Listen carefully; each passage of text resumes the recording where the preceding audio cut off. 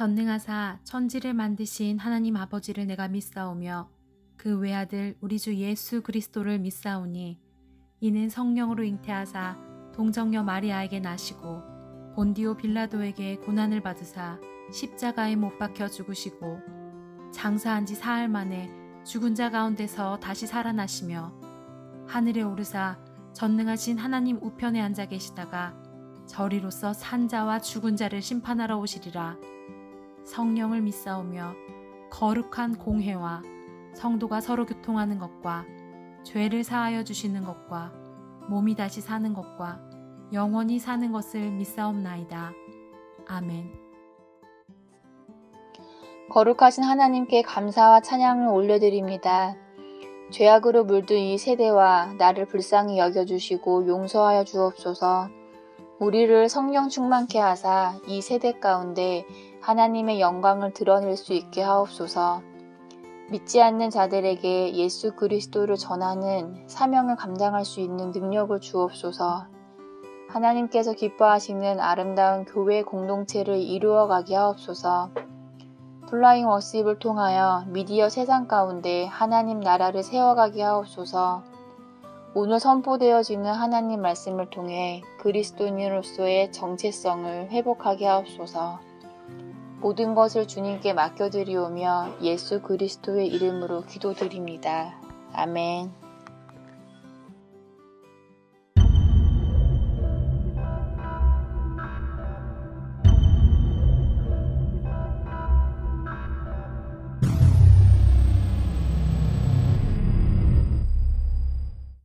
메리 크리스마스! 플라잉 워십의 신태호 목사입니다. 오늘도 영상과 메타버스 공간 안에서 예배를 드리는 모든 분들을 주님의 이름으로 환영하고 축복합니다. 오늘 우리에게 주신 하나님의 말씀, 로마서 7장 1절에서 16절까지의 말씀입니다. 형제들아, 내가 법 아는 자들에게 말하노니 너희는 그 법이 사람이 살 동안만 그를 주관하는 줄 알지 못하느냐? 남편 있는 여인이 그 남편 생전에는 법으로 그에게 매인바 되나 만일 그 남편이 죽으면 남편의 법에서 벗어나느니라.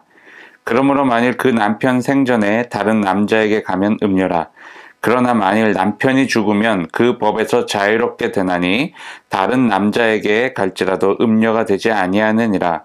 그러므로 내 형제들아, 너희도 그리스도의 몸으로 말미암아 율법에 대하여 죽임을 당하였으니 이는 다르니 곧 죽은 자 가운데서 살아나신 이에게 가서 우리가 하나님을 위하여 열매를 맺게 하려 함이니라. 우리가 육신에 있을 때에는 율법으로 말미암는 죄의 정욕이 우리 지체 중에 역사하여 우리로 사망을 위하여 열매를 맺게 하였더니 이제는 우리가 얽매였던 것에 대하여 죽었으므로 율법에서 벗어났으니 이러므로 우리가 영의 새로운 것으로 섬길 것이요 율법 조문의 묵은 것으로 아니할지니라. 그런즉 우리가 무슨 말을 하리요? 율법이 죄냐? 그럴 수 없느니라. 율법으로 말미암지 않고는 내가 죄를 알지 못하였으니 곧 율법이 탐내지 말라 하지 아니하였더라면 내가 탐심을 알지 못하였으리라. 그러나 죄가 기회를 타서 계명으로 말미암아 내 속에서 온갖 탐심을 이루었나니 이는 율법이 없으면 죄가 죽은 것임이라. 전에 율법을 깨닫지 못했을 때에는 내가 살았더니 계명이 이름에 죄는 살아나고 나는 죽었도다. 생명에 이르게 할 그 계명이 내게 대하여 도리어 사망에 이르게 하는 것이 되었도다. 죄가 기회를 타서 계명으로 말미암아 나를 속이고 그것으로 나를 죽였는지라. 이로 보건대 율법은 거룩하고 계명도 거룩하고 의로우며 선하도다. 그런즉 선한 것이 내게 사망이 되었느냐? 그럴 수 없느니라. 오직 죄가 죄로 드러나기 위하여 선한 그것으로 말미암아 나를 죽게 만들었으니 이는 계명으로 말미암아 죄로 심히 죄 되게 하려 함이라. 우리가 율법은 신령한 줄 알거니와 나는 육신에 속하여 죄 아래 팔렸도다. 내가 행하는 것을 내가 알지 못하느니 곧 내가 원하는 것은 행하지 아니하고 도리어 미워하는 것을 행함이라.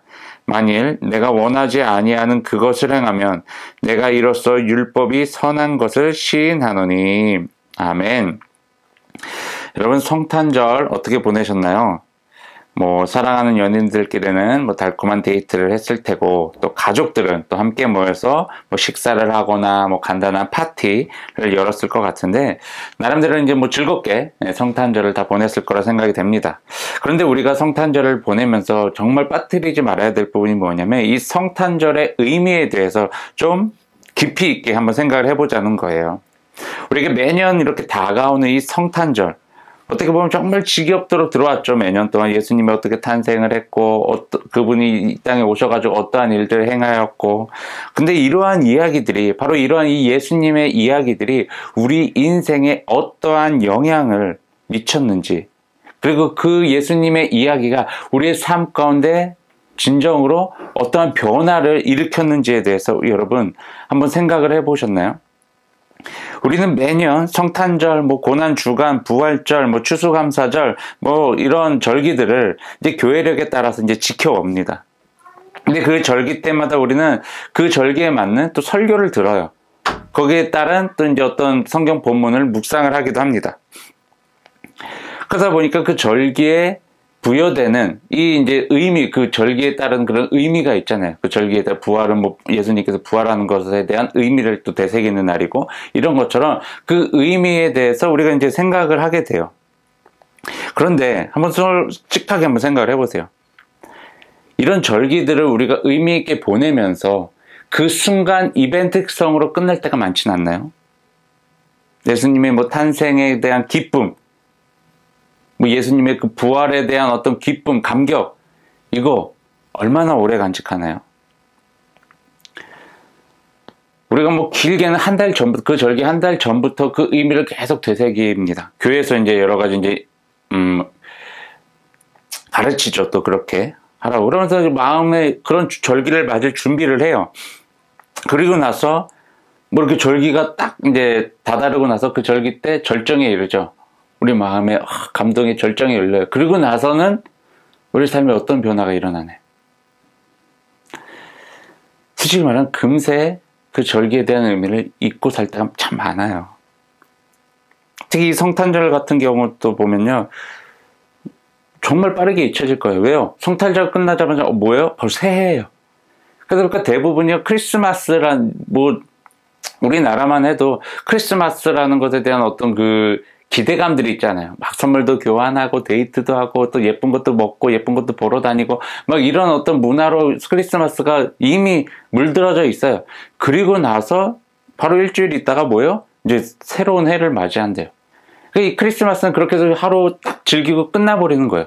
근데 우리 그리스도인들도 이런 경우가 참 많이 있다는 거예요. 아, 이제 예수님의 탄생 기뻐했어. 자, 그 다음은 우리가 이제 새해를 맞이해야지. 이제 송구영신 예배를 준비해야지.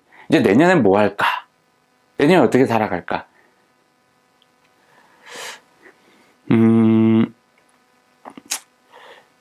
여러분, 우리가 너무 교회력에 맞춰서 이렇게 이 절기에 대해서 너무나도 정형화시켜버린 신앙생활을 우리가 해오고 있진 않았는지 한번 돌아보게 돼요.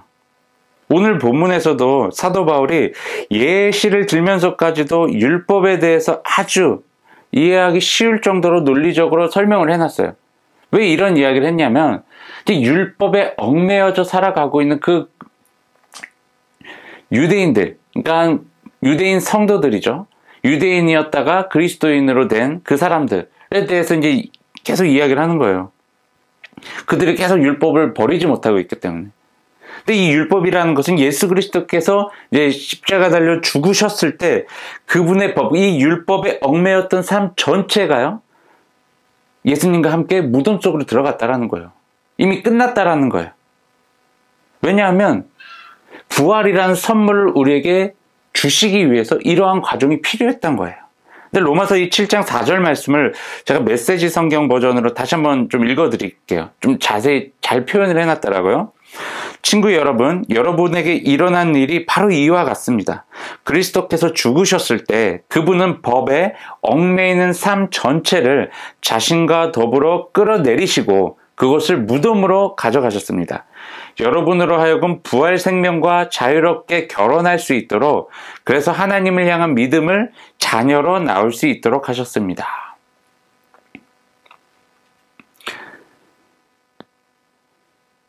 이 율법이 옛날 어떻게 보면 남편이라면 이 옛날 남편이 죽었어요.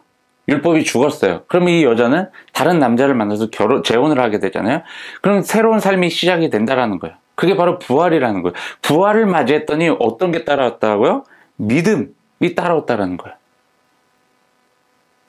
부활을 믿었더니 그의 삶이 이제 믿음의 삶이 되어졌다라는 거예요.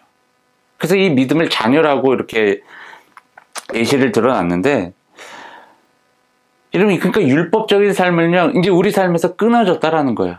율법 중심의 삶은요. 율법이 우리의 삶 속에서 사라졌다라는 것이 아니라, 율법이 우리의 삶 가운데 영향력을 미치게 되는 그 과거의 삶이 이제 예수 그리스도로 인해서 끊어져 버렸다는 거예요. 정리가 되어졌다는 거예요.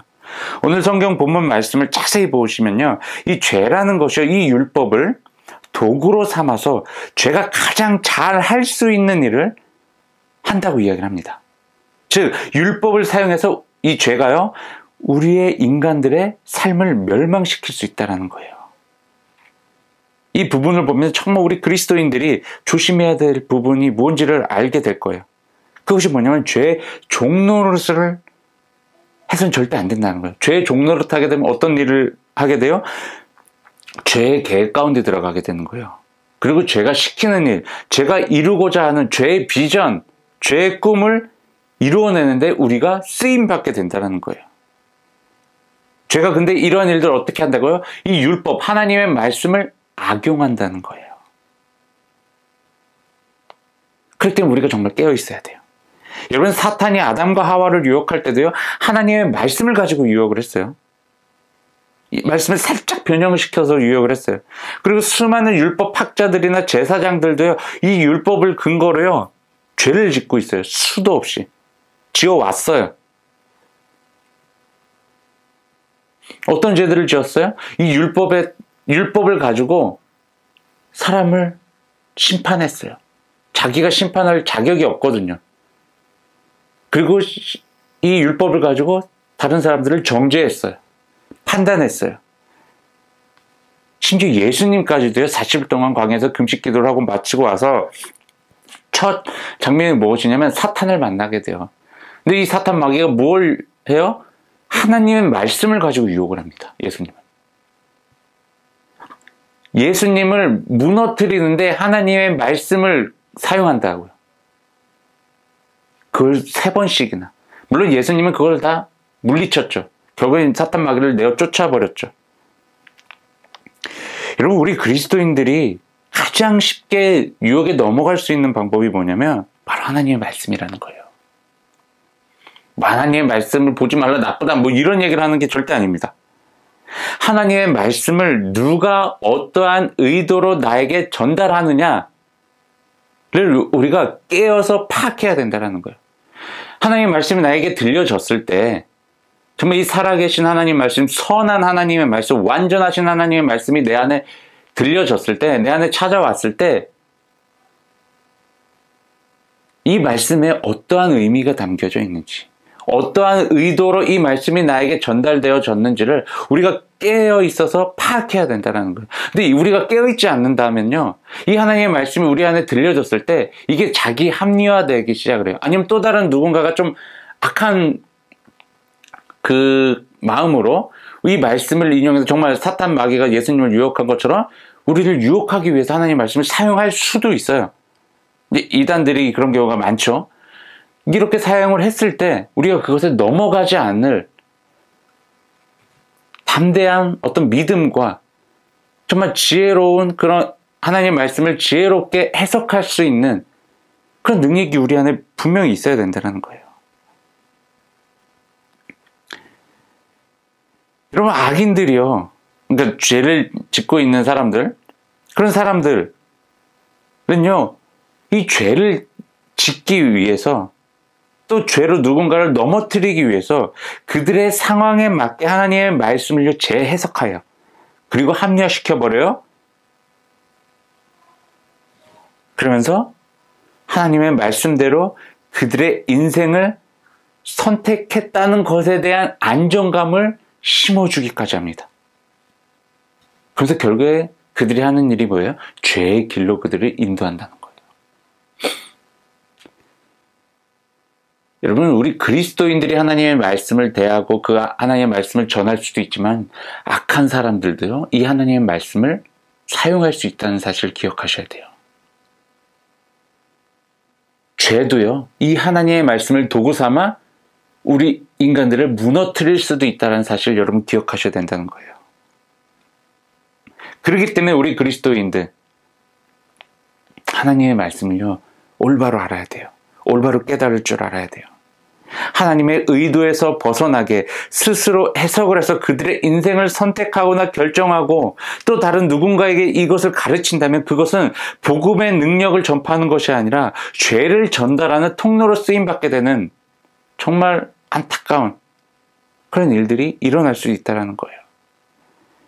그러니까 정말로 하나님의 말씀을 대언하는 자들, 특히 이제 목회자, 신학교 교수들이나 하나님의 말씀을 진지하게 연구하고 전달하는 그런 사람들은요, 하나님과의 친밀함이 계속 유지가 되어줘야 돼요. 이게 없으면요, 하나님의 말씀을 온전히 우리가 들을 수도 없고, 하나님의 말씀에 담겨져 있는 그 의미를 온전히 깨달을 수도 없고, 그렇기 때문에 더더욱 그 하나님의 의도를, 하나님의 뜻을 누군가에게 가르치거나 전달할 수도 없어요.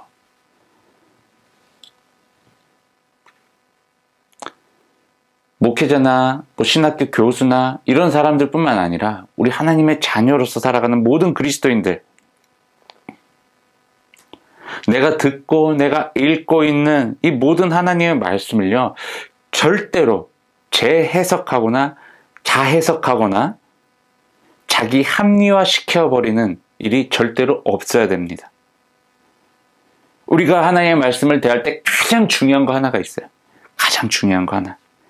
그것은 무엇이냐? 내가 듣는 거, 내가 읽는 거, 내가 전하는 이 모든 하나님의 말씀을요, 이 말씀이 전해지거나 들리는 그곳에 과연 생명이 전달되어지고 있느냐 라는 것을 봐야 돼요. 즉 누군가를 살리고 일으키고 위로하는데 이 말씀이 사용되어지고 있느냐를 살펴봐야 된다는 거예요. 근데 우리는 이 하나님의 말씀을 가지고 죄를 질 때가 좀 많이 있었잖아요. 그것을 대표하는 것 중에 하나가 정죄하고 판단하는 것이잖아요. 하나님의 말씀을 근거로 이걸 잣대 삼아 누군가를 판단해버리는 것. 그러다 보니까 그들의 삶을 막 깎아내리게 되고 그들에게 상처가 주게 되는 그런 말들까지 하게 되고. 여러분, 우리가 성탄을 맞이해서 예수님이 이 땅에 오신 의미를 충분히 생각해 보셨을 것입니다. 전지전능하신 그분께서, 온 우주 만물을 창조하신 그분께서, 정말 유일신이신 그분께서 인간의 형상으로 내려오셨다는 거예요. 그러니까 창조주가 피조물의 모습으로 이 땅 가운데 내려오셨다는 거예요. 왜요? 하나님을 제대로 섬기지 못하고 하나님의 말씀대로 살아가지 못하고 있는 우리 인간들을 정죄하고 심판하러 오시기 위해서 직접 내려오셨나요? 아니에요. 하나님의 말씀을 너무나도 잘 듣지 않고 있는 그 우리 인간들이 불쌍해서 창조주께서 직접 인간의 형상으로 내려오셔서 하나님의 말씀을 잘 듣지 않는 것에 대한 그 인간들의 모든 책임들을 스스로 짊어지시고 가시기 위해서 대성물로 이 땅 가운데 오셨다는 거예요. 여러분, 하나님께서 우리에게 보여주신 그 사랑이 이러한 모습이요. 바로 이러한 모습이 바로 희생이잖아요. 희생. 자기 자신을 낮추는 것. 여러분, 혹시 하나님의 말씀을 막 전하면서 하나님의 말씀을 누군가에게 막 이렇게 전달하면서 내 자신이 자꾸 드러나려고 하셨나요? 나는 하나님의 말씀을 이렇게 잘 지키고 있어. 너도 좀 그렇게 지켜야 돼. 라는 어떤 의도로 하나님의 말씀을 가르치거나 전한 적이 있으신가요? 그건 정말 잘못된 행동이에요. 저도 이 부분을 놓고 정말 많은 회개를 하셨어요.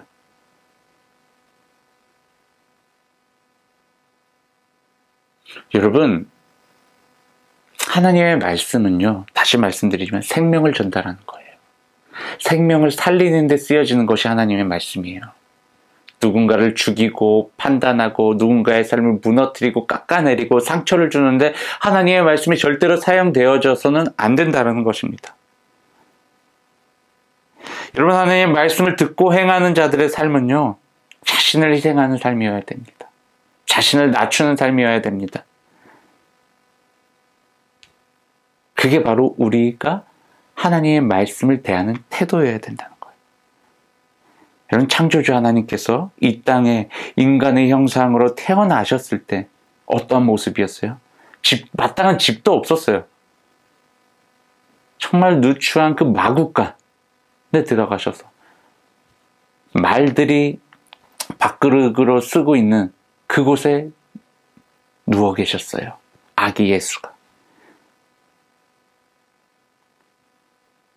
어떤 대접조차도 받지 못했어요. 사람들에게서. 만약에 지금 막 태어나는 그 아기가 그 나라의 왕의 자녀라고 모든 사람들이 알고 있었다고 생각을 해보세요. 그러면 지금 뭐 여관 주인이라도 누군가의 방을 뺏어서라도 예수님이 태어날 수 있는 장소를 마련했을 거예요. 여러분, 근데요, 아니었어요. 그럼 누군가에게 또 피해를 끼치는 일이었어요. 예수님이 태어남으로 인해서 누군가에게 피해를 끼친다는 건 말이 안 되는 거예요. 저는 간혹 이런 경우가 있었어요. 교회 안에서도. 뭔가 담임 목사님이 갑자기 등장을 했어요. 그러면 뭔가 자리를 정리시켜요. 정리시키고 가장 좋은 것들을 계속 갖다 드려요. 담임 목사님한테. 물론 섬김의 마음으로 그런 것들을 하는 건 좋아요. 근데 이것을 권리로서 누리고자 한다면, 그리고 이걸 통해서 어떠한 누군가에게 피해를 입힌다면 이것은 옳지 못한 일이라는 거죠. 근데 예수님께서도요, 그 나라의 왕의 모습으로 올 수도 있었지만 안 오셨어요. 그 이유가 뭐예요? 그 이유가 뭐예요? 누군가에게 자기가 옴으로 인해서 피해를 입혀서는 안 된다는 거였어요. 예수님 뭐 여러 가지 이제 하나님께서는 계획을 갖고 계셨겠죠. 제가 뭐 그걸 다 알겠습니까? 근데 제가 봤을 때 이렇게 누추한 것으로 올 수밖에 없었던 이유는 그 어떤 누군가에게도 피해를 입히지 않으려고 하는 그런 마음까지도 있지 않았나라고 제가 짤막하게 생각을 해볼 수 있다는 거예요. 그럼에도 불구하고 이렇게 누추한 곳으로 오셨음에도 불구하고 알아차린 사람들이 있었다는 거예요. 이분이 이스라엘의 왕이심, 이스라엘의 진정한 왕이심을. 그래서 정말 먼 거리에서부터 선물을 들고 찾아와 경배하는 자들도 있었죠. 그 아기 앞에. 그리고 거기에 그분이 예수 그리스도라는 것을 아는 사람들은 모여서 찬양을 했죠. 하나님께 감사하고, 어떤 자들은요, 예수님의 탄생을 기뻐하며 막 전파하며 뛰쳐나갔어요. 구세주 예수께서 태어나셨습니다 하고. 그러니까 아는 사람들은 다 알아요.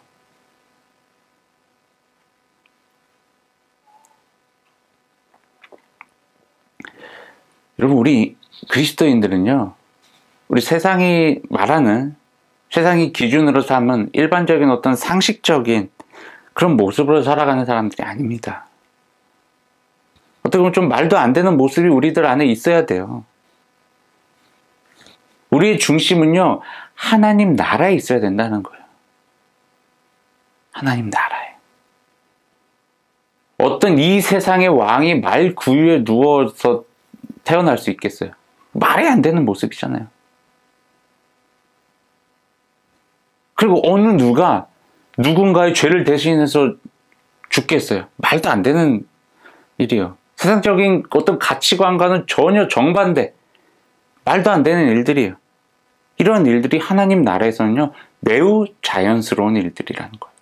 근데 저와 여러분의 삶에서 이런 일들이 자연스럽게 행해지고 있냐고요. 솔직히 말하면 저도 제 자신이 피해를 입기보다는 상대적으로 나보단 다른 사람이 피해를 더 입었으면 하는 바람이 있어요. 내가 피해를 입는 것보다는 저 사람이 피해를 입는 게 더 낫거든요. 내 입장에서는. 근데 하나님 나라 백성은요, 그게 아니에요. 나 중심이 아니에요. 그렇다고 저 사람 중심도 아니에요. 하나님 중심이에요. 하나님 중심.